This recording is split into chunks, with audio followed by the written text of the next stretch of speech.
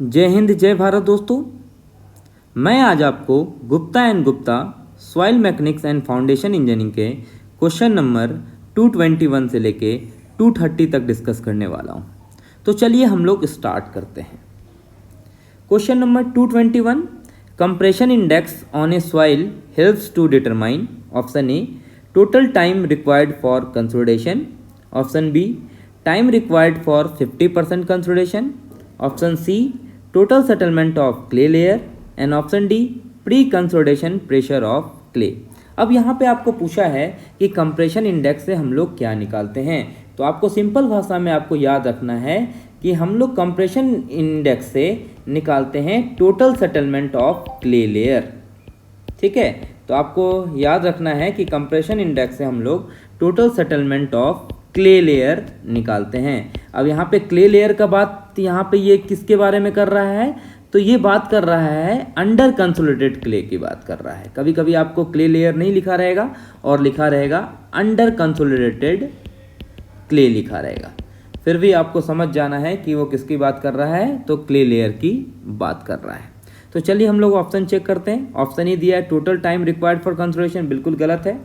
Option B time required for 50% consolidation, ये भी गलत है। ऑप्शन सी दिया हुआ है total settlement of clay layer, C is the correct answer.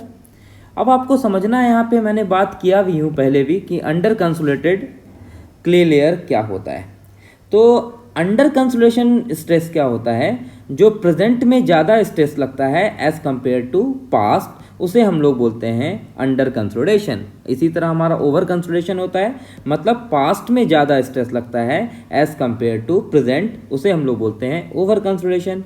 Normal consolidation मतलब क्या, पास्ट में और प्रेजेंट में दोनों बराबर ही स्ट्रेस लगता है, उसे हम लोग बोलते हैं नॉर्मल कंसोलिडेटेड क्ले। ठीक है, तो ये भी आप लोग जान के रखिए। Question number 222, when the degree of consolidation is 50%, the time factor is about option A 0.2, option B 0.5 and option C 1.0 and option D 2.0। अब यहाँ पे बात कर रहा है डिग्री ऑफ कंसोलिडेशन हमारी 50% से कम है और हमारा टाइम फैक्टर निकालना है। तो हमने जानते हैं टाइम फैक्टर का हमारा इक्वेशन डिग्री ऑफ कंसोलिडेशन, अगर हमारा U 60% से कम होता है तो हम लोग TV निकालते हैं π/4 U/100 का स्क्वायर। अब यहाँ पे आपको U दिया हुआ है 50%, तो मतलब ये 60% से कम है। तो 60% से कम होता है तो हम लोग टाइम फैक्टर कैसे निकालते हैं, तो टाइम फैक्टर का हमारा फॉर्मूला होता है π/4 U/100 का स्क्वायर, यही होता है। तो चलिए हम लोग पुट करते हैं यहाँ पे, तो π/4 इंटू U यहाँ पे कितना दिया गया है, तो 50% दी गई है, तो 50/100 इंटू 50/100। अब हम लोग पाई की वैल्यू 3.14 लिख सकते हैं। 3.14 इंटू यहाँ पे कितना हो जाएगा 1/2, यहाँ भी कितना हो जाएगा 1/2, मतलब कितना हो जाएगा 3.14/16।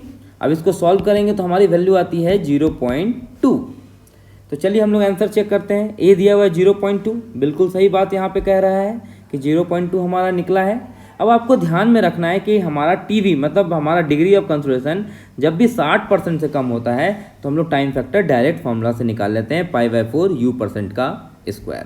ठीक है, 60% से ज़्यादा रहेगा तो उसके लिए भी फॉर्मूला है, लेकिन वो कंपटीशन एग्जाम में नहीं पूछे जाते क्योंकि उसमें लॉग की वैल्यू रहती है, बड़े लॉग की वैल्यू रहती है, जो कि हमको याद नहीं रहेगा और कैलसी भी प्रोवाइड नहीं करते हैं।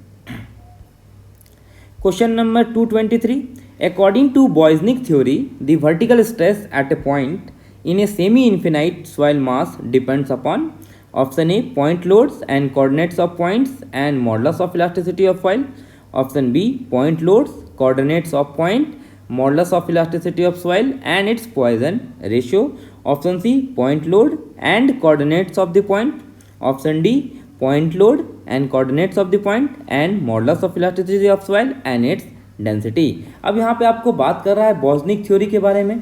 तो बॉज़निक थ्योरी से हमको पता है सिग्मा जेड हम लोग निकालते हैं, मतलब वर्टिकल स्ट्रेस निकालते हैं।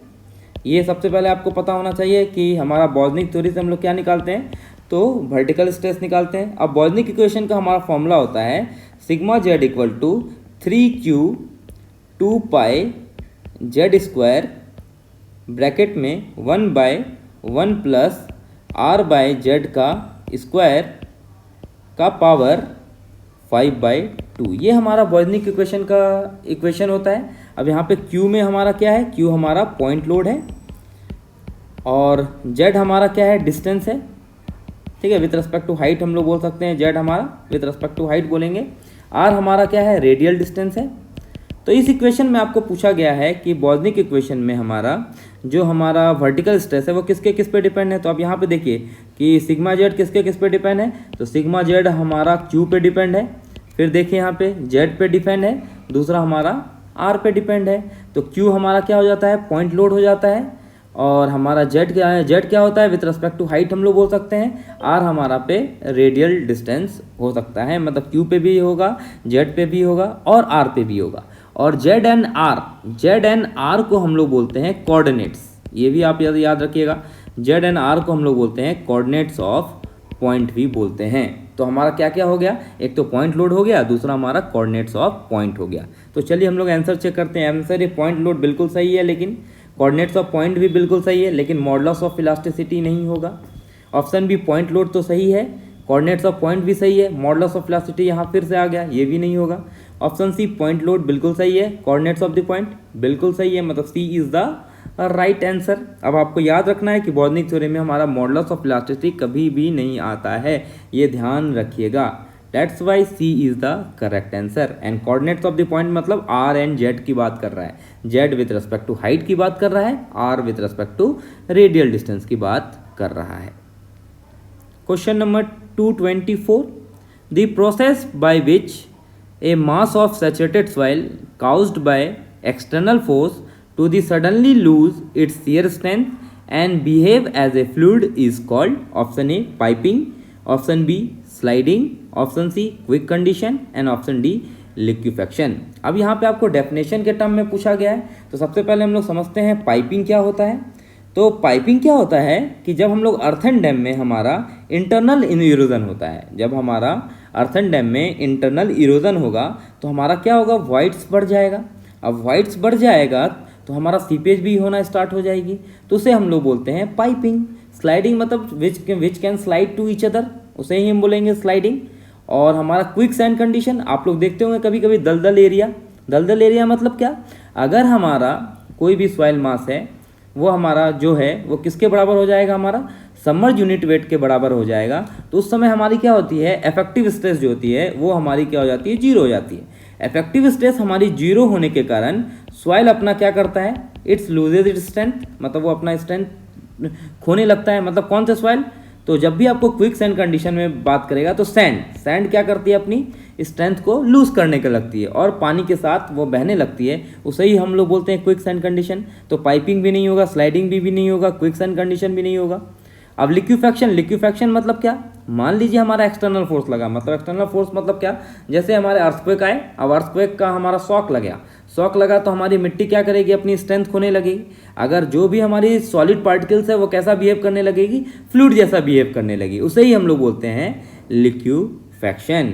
That's why D is the correct answer. अब आपको यहाँ पे हमेशा याद रखना है कि यहाँ पे सॉइल कैसा बिहेव करने लगेगा, फ्लूइड जैसा बिहेव करने लगेगा। पहले वो सॉलिड पार्टिकल्स था, लेकिन अब वो कैसा बिहेव करने लगेगा, फ्लूइड बिहेव करने लगेगा। और हमारा कौन सा फोर्स लग रहा है, एक्सटर्नल फोर्स। एक्सटर्नल फोर्स के कारण हमारी सॉइल क्या करती है, अपनी स्ट्रेंथ कम करने लगती है, और जो सॉलिड पार्टिकल्स है वो बिहेव कैसा करने लगता है, फ्लूइड जैसा बिहेव करने लगता है, उसे हम लोग बोलते हैं liquefaction. That's why D is the correct answer. Question number 225, by using sieve analysis the particle size distribution curve has been plotted for a particular soil, the coefficient of curvature cc is given by। ये equation हम लोग पहले भी पढ़े थे कि हमारा coefficient of curvature से हम लोग क्या निकालते हैं, तो हम लोग शेप ऑफ पार्टिकल्स के बारे में बताते हैं। कभी कभी ये भी डायरेक्ट क्वेश्चन पूछा जाता है कि कोफिशेंट ऑफ कर्वेचर से हम लोग क्या निकालते हैं, तो शेप ऑफ पार्टिकल्स निकालते हैं। तो हमने देखा था कि दो तरह के हमारे कोफिशेंट होते हैं, एक तो CU होते हैं, दूसरा CC होते हैं। CU मतलब क्या, कोफिशेंट ऑफ यूनिफॉर्मिटी हम लोग बोलते थे, जिससे हम लोग पार्टिकल साइज की रेंज निकालते थे। और दूसरा हमारा क्या है, कोफिशेंट ऑफ कर्वेचर, इससे हम लोग क्या निकालते हैं, तो इससे हम लोग निकालते हैं शेप ऑफ पार्टिकल्स के बारे में। अब इस यहाँ पे ये दोनों के बारे में आपको नहीं पूछा है, यहाँ पे आपको पूछा है CC के बारे में। तो CU के बराबर हम लोग लिखते थे D60/D10, और सीसी का फॉर्मूला हम लोग लिखते थे d² 30 divided by d60 into d10, यही लिखते थे। अब d10 यहाँ पे क्या था, इफेक्टिव डायमीटर था। d मतलब क्या है हमारा, डायमीटर्स है, और 60 मतलब क्या है, 60% of the particles are finer than this size. ये सब हम लोग सब पढ़े थे। तो यहाँ पे आपको रिलेशन पूछ रहा है सीसी का, तो सीसी का होता है d² 30 divided by d60 into d10। अब हम लोग चेक करते हैं। अब देखिए यहाँ पे d30 आ गया, बिल्कुल गलत है। फिर यहाँ पे √230 आ गया, बिल्कुल गलत है। फिर से d30 आ गया, बिल्कुल गलत है। हमको पता है यहाँ पे d² 30 होता है, तो ऑप्शन डी देखिए, d² 30 divided by d60 into d10, that's why D is the correct answer. कभी कभी आपको पूछा जाएगा कोएफिशिएंट ऑफ कर्वेचर से क्या निकालते, तो शेप ऑफ पार्टिकल्स निकालते हैं। CU का फॉर्मूला क्या होगा, तो CU का फॉर्मूला होगा d60 बाय d10। ये हम लोग पहले भी क्वेश्चन में डिस्कस किए थे। Question number 226, given the below are the methods of compaction, 1 vibration technique, 2 flooding of the soil, 3 sheep of the foot roller, 4 tandem roller and 5 heavy weights dropped from a height. The method suitable for cohesionless soil include option A 1 2 3, option B 2 3 4, option C 1 2 5 and option 3 D 3 4 5। अब यहाँ पे पूछा गया है कि ऐसा कौन सा मेथड्स है जो कंपैक्शन कोहेजनलेस सॉइल के लिए सुटेबल होगा। अब यहाँ पे कोहेजनलेस सॉइल मतलब किसकी बात कर रहा है, तो ग्रेवल की भी बात कर रहा है और सैंड की भी बात कर रहा है। अब आपको पता होना चाहिए कि ग्रेवल और सैंड के लिए हम लोग कौन से इंस्ट्रूमेंट से कॉम्पैक्शन कर सकते हैं। तो सबसे पहले हम लोग ग्रेवल और सैंड के लिए हम लोग वाइब्रेशन टेक्निक यूज़ करते हैं।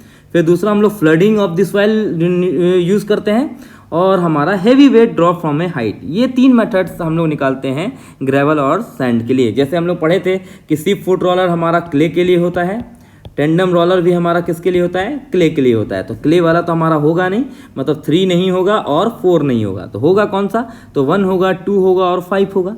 तो चलिए आप ऑप्शन चेक करते हैं। ऑप्शन ए दिया 1 2 3 बिल्कुल गलत है, ऑप्शन बी 2 3 4 बिल्कुल गलत है, ऑप्शन सी 1 2 5 हमने देखा कि वाइब्रेशन टेक्निक सैंड के लिए होता है, flooding of the soil sand के लिए होता है, और heavy weight drop from a height हमारा सैंड के लिए होता है। That's why C is the correct answer.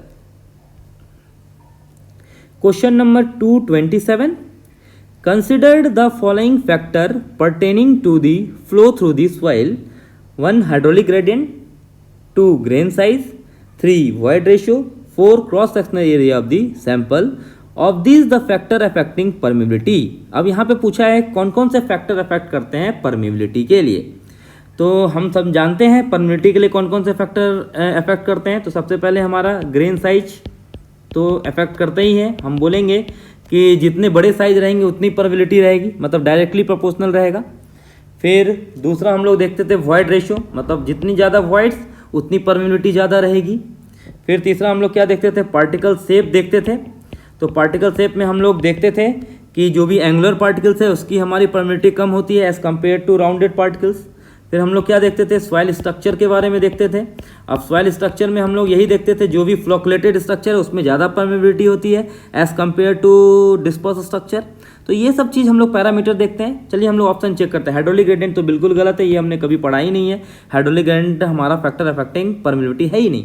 Grain size है, हमने पढ़ा कि जितनी बड़ी साइज रहेगी उतनी ज़्यादा परमिबिलिटी रहेगी। फिर वॉइड रेशियो हमने पढ़ा कि जितने ज़्यादा वॉइड रेशियो रहेंगे उतने ज़्यादा हमारी परमिबिलिटी रहेगी। फिर हमारा क्रॉस सेक्शनल एरिया हम लोग बिल्कुल नहीं पढ़े, तो हमारा ऑप्शन क्या हो जाएगा, 2 और 3 हो जाएगा। तो चलिए हम लोग ऑप्शन चेक करते हैं। ऑप्शन ए दिया 1 और 4 बिल्कुल गलत है, ऑप्शन बी 2 और 3 बिल्कुल सही, मतलब बी 2 और 3 इज ए राइट आंसर। और आपको पूछा जा सकता है किसके किस पे डिपेंड है, तो डेंसिटी पे डिपेंड है, विस्कोसिटी पे डिपेंड है, फिर ग्रेन साइज पे है, वॉइड रेशियो पे है, कंप्रेशन पे है, स्ट्रक्चर अरेंजमेंट पे है, डिग्री ऑफ सैचुरेशन पे है, प्रेजेंस ऑफ इंटरप्ट एयर पे है, अदर फॉरेन मैटर पे है। ये बहुत ही इंपॉर्टेंट क्वेश्चन है, कोई भी कंपटीशन एग्जाम होंगे ये क्वेश्चन आपको पूछे जाते हैं। तो आपको ये ध्यान से समझ लेना और ध्यान से सुनना है जो मैं बता रहा हूँ। Question number 228, which of the following give the correct decreasing order of the density of the soil sample. अब यहाँ पे आपको पूछा है डिक्रीजिंग ऑर्डर। डिक्रीजिंग ऑर्डर मतलब क्या बोलेंगे, बड़े से छोटे बोलेंगे।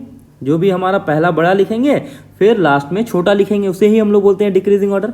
अब यहाँ पे आपको रिलेशन दिया है saturated submerge weight dry, B दिया हुआ है सैचुरेटेड वेट सबमर्ज ड्राई, फिर सी दिया हुआ है saturated weight dry submerge, option D दिया हुआ वेट सैचुरेटेड सबमर्ज ड्राई, ये हम लोग पढ़े थे डेंसिटी वाले में। मैंने आपको एक शॉर्ट ट्रिक भी बताया था कि सचिन ने BDS किया, यही हमने बताया था, सचिन ने BDS किया। अब यहाँ पे S मतलब क्या हो जाएगा, अब यहाँ पे S हो जाएगा सैचुरेटेड, B मतलब क्या हो जाएगा बल्क, बल्क को ही हम लोग बोलते हैं वेट, और क्या बोलेंगे इसको हम लोग मॉइस्ट, फिर D मतलब क्या ड्राई, और S मतलब क्या सबमर्ज, मतलब सबसे कम डेंसिटी किस में होती है सबमर्ज में होती है, सबसे ज़्यादा किस में होती है सैचुरेटेड में होती है।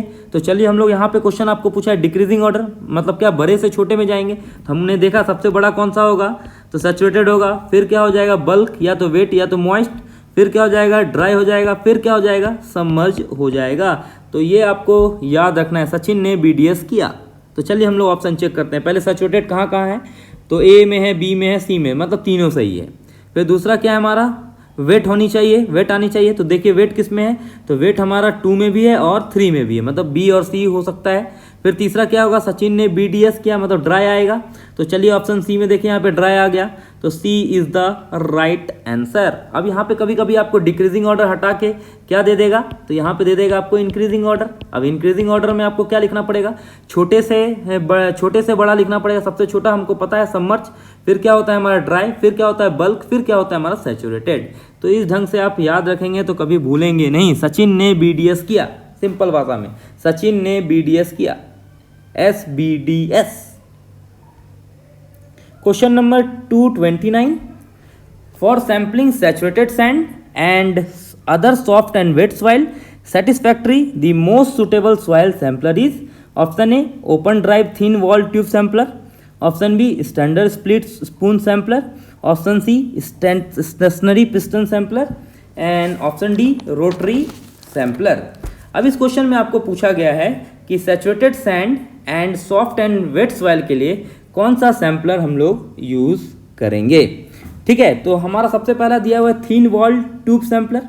अब समझ लेना है थिन वॉल ट्यूब सैम्पलर मतलब क्या होता है, जिसकी थिकनेस हमारी लेस देन 2.5% ऑफ डायमीटर रहता है, उसे हम लोग बोलते हैं थिन वॉल ट्यूब सैम्पलर। ये सब हम लोग सैम्पलर क्यों यूज़ करते हैं, टू कलेक्ट द सैंपल, मतलब सैंपल को कलेक्ट करने के लिए हम लोग सैम्पलर यूज़ करते हैं। फिर दूसरा क्या होता है हमारा स्टैंडर्ड स्प्लिट स्पून सैम्पलर।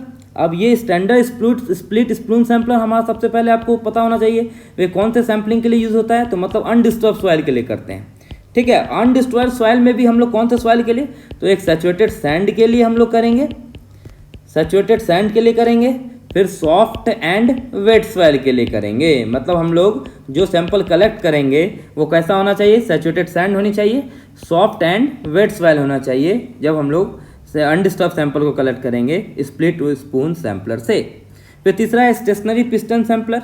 अब ये सैंपलर हम लोग यूज़ करते हैं सॉफ्ट टू स्टिफ क्ले, मतलब सॉफ्ट टू स्टिफ क्ले के लिए हम लोग यूज़ करते हैं stationery piston sampler.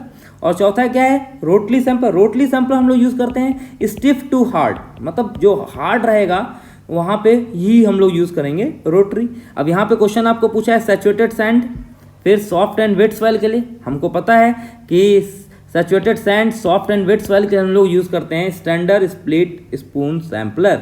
That's why B is the right answer. याद रखिएगा, कोई आपसे पूछेगा थिन वॉल ट्यूब सैंपलर क्या, तो जिसकी थिकनेस हमारी less than 2.5 of the diameter होती है। स्टैंडर्ड स्प्लिट सैंपलर हम लोग यूज़ करते हैं सैचुरेटेड सैंड के लिए, सॉफ्ट एंड वेट सॉइल के लिए हम लोग यूज़ करते हैं कौन से सैंपल कलेक्ट करने के लिए, तो अनडिस्टर्ब सॉइल सैंपलिंग के लिए। That's why B is the correct answer. Question number 230.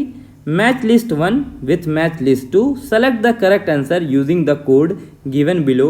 List 1 and list 2. यहाँ भी आपको पूछा गया है मैच करो list 1 and list 2 से। अब हमारे लिस्ट 1 में हमारा दिया हुआ है आपको डेफिनेशन टाइप एंड लिस्ट 2 में हमारा दिया हुआ है कि कौन सा फुटिंग हम लोग यूज़ करते हैं। तो चलिए हम लोग पढ़ते हैं। पहला दिया हुआ है structure load is uniform and soil is soft clay and made by the marshy land. हमको पता है जब भी हमारा स्ट्रक्चर लोड यूनिफॉर्म रहता है तब हम लोग यूज़ करते हैं राफ्ट फाउंडेशन यूज़ करते हैं। अब ढूंढिए राफ्ट कहाँ है, तो राफ्ट हमारा यहाँ पे तीसरे नंबर पे है। फिर हमारा दूसरा दिया हुआ है when structure load is heavy and soil have low bearing capacity. हमारा स्ट्रक्चर लोड ज़्यादा लगेगा और हमारे इस सॉइल की बियरिंग कैपेसिटी कम है, तो हम लोग यूज़ करते हैं पाइल फाउंडेशन यूज़ करते हैं। तो यहाँ पे कितना हो जाएगा, दूसरा हो जाएगा। फिर दिया हुआ soil having good bearing capacity eight shallow depth and structure load is with in permissible limit, मतलब हम लोग सिंपल क्या यूज़ कर लेंगे, फुटिंग यूज़ कर लेंगे, मतलब ये हमारा हो जाएगा 1 के लिए। फिर हमारा दिया when structure load of bridge is to be transferred through sandy soil to bed rock, ये हमको पता है it is considered as deep foundation, ये किस में आएगा हमारा वेल फाउंडेशन में आएगा। तो हमारा ये क्या हो जाएगा 4, मतलब लिस्ट 1 का क्या हो जाएगा, पहला 3 हो जाएगा, फिर हमारा दूसरा क्या हो जाएगा 2 हो जाएगा, फिर क्या हो जाएगा 1 हो जाएगा, फिर हो जाएगा 4 हो जाएगा। तो चलिए हम लोग ढूंढते हैं ऑप्शन 3 2 1 4 कहाँ पे है। तो देखिए पहला दिया 1 2 3 4 बिल्कुल गलत है। ऑप्शन बी दिया हुआ है 3 2 4 1 बिल्कुल गलत है, हमको ढूंढना है 3 2 1 4। फिर दिया 1 4 2 3 बिल्कुल गलत है। फिर ऑप्शन डी दिया हुआ है 3 2 1 4, D is the correct answer. याद रखिएगा जब भी स्ट्रक्चर लोड यूनिफॉर्म रहता है तो राफ्ट, फिर जब स्ट्रक्चर लोड हैवी लगेगा तो पाइल, फिर हमारा स्ट्रक्चर जो ब्रिज व्रिज ये सब वर्ड आया तो आपको वेल फाउंडेशन पे चला जाना है। ठीक है, जो सैलो डेप्थ रहेगा तो वहाँ पे हम लोग फुटिंग यूज़ करेंगे। आशा करता हूँ आपको ये वीडियो पसंद आया होगा। अगर पसंद आया है तो वीडियो को लाइक कीजिए, शेयर करें और ऐसे नई वीडियो देखने के लिए मेरे चैनल को सब्सक्राइब करें, Jha channel. Thank you for watching.